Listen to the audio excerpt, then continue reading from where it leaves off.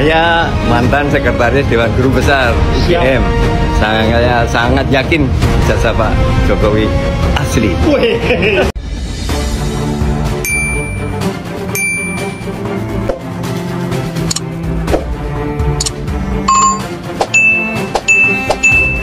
Bareskrim kita apresiasi dulu ya dengan hasil hari ini. Mengikuti saran saya untuk menyampaikan tahap-tahapnya. Tapi ini kan baru disampaikan tahap-tahapnya. Ada uji tinta, uji kertas. Hasilnya belum. Tintanya apa, kertasnya apa. Dan satu lagi yang paling penting ya.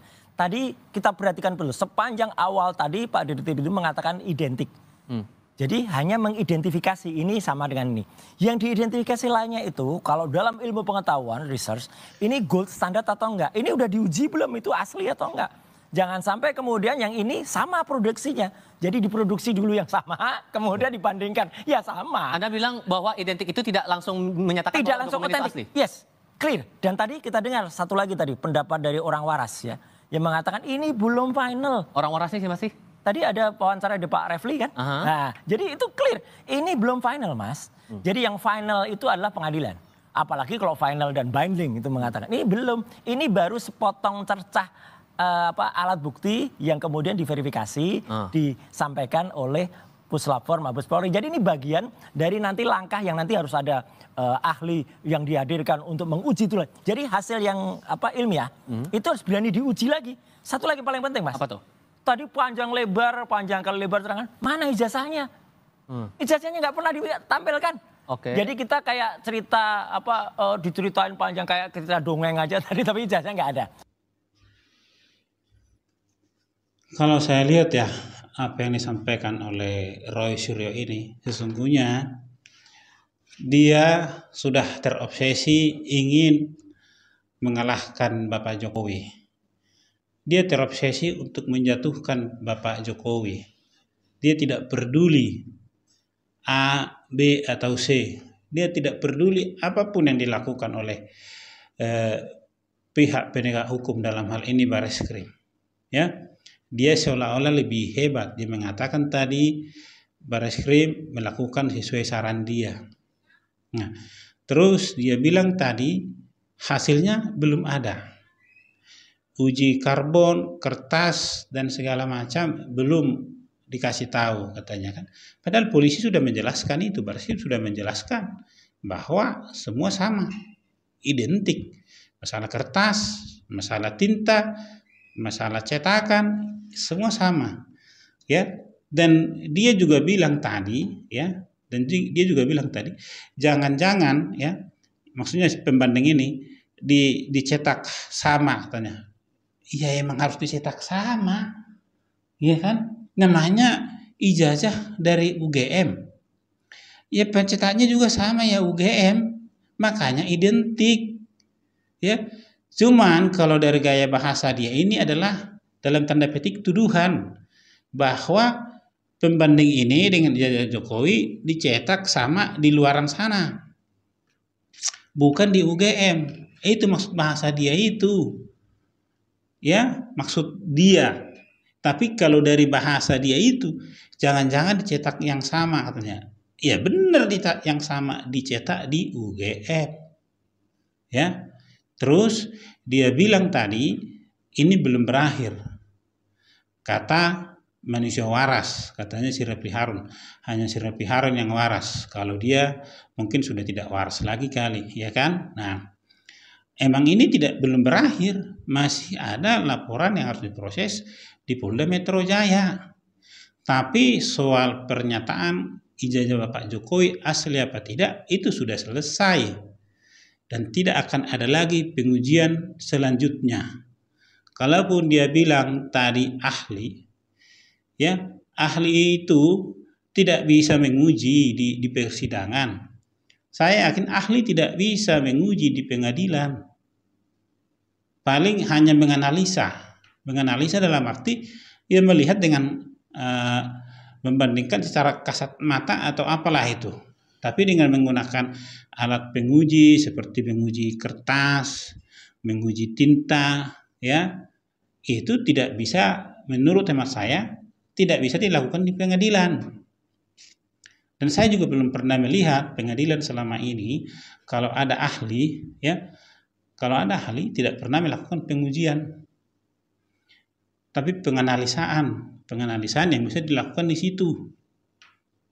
Ya, makanya saya yakin nanti kalau ada pengadilan seperti yang akan terjadi nanti atas pengaduan pelaporan di Polda Metro Jaya oleh Bapak Jokowi, ya, masalah ijazah ini tidak ada lagi nanti pengujian di sana tentang ijazah.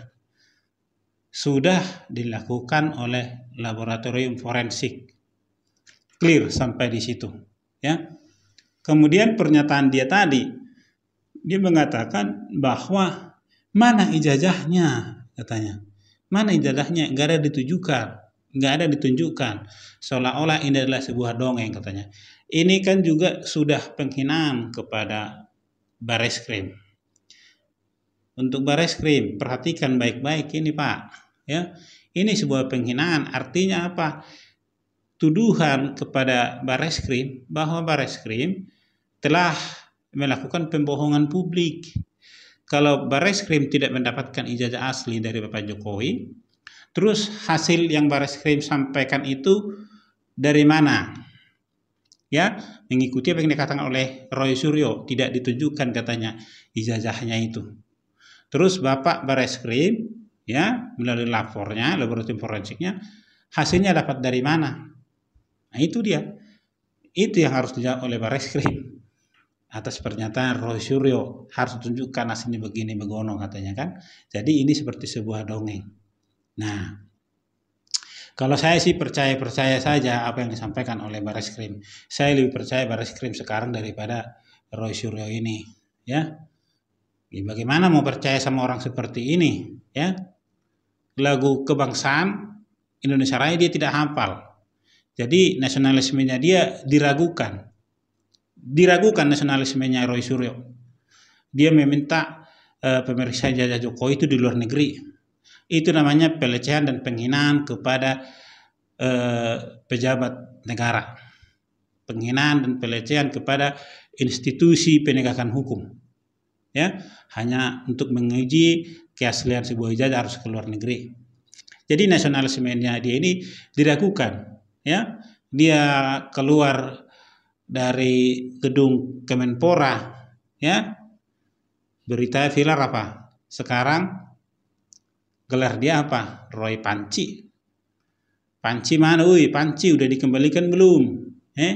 Keluar beritanya ada. Keluar dari Kemenpora, dia mengangkut semua perabotan rumah tangga Kemenpora, ya, sekian banyak. Nah, itu dia. Jadi orang seperti ini mau didengarkan, saya lebih bagus mendengarkan Bareskrim. Ya. Kalau dia bilang Refli Harun yang waras, ya, berarti samalah dia dengan Refli Harun. Ya, hanya orang waras ketemu dengan orang waras dalam tanda petik.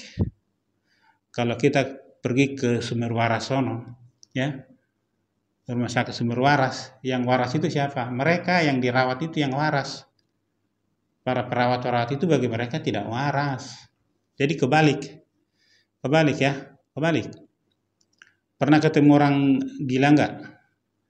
Saya pernah ketemu orang gila 2-3 orang. Ya, kenapa saya bilang dia orang gila?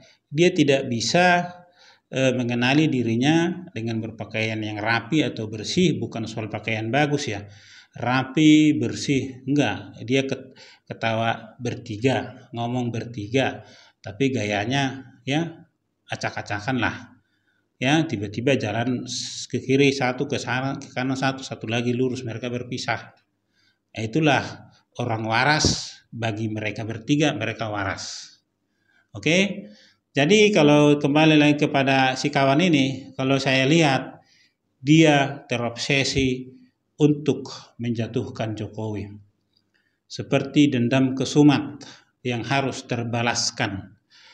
Dan itu dia lakukan terus selama masih ada yang mendukung dia. Itu persoalannya. Coba kalau tidak ada yang mendukung dia. Nah, itu tadi, orang gila tetap akan menjadi gila ketika mereka dikumpulkan di satu tempat sama-sama gila di sana, di Sumber Waras sana. Nah, seperti itulah. Ya.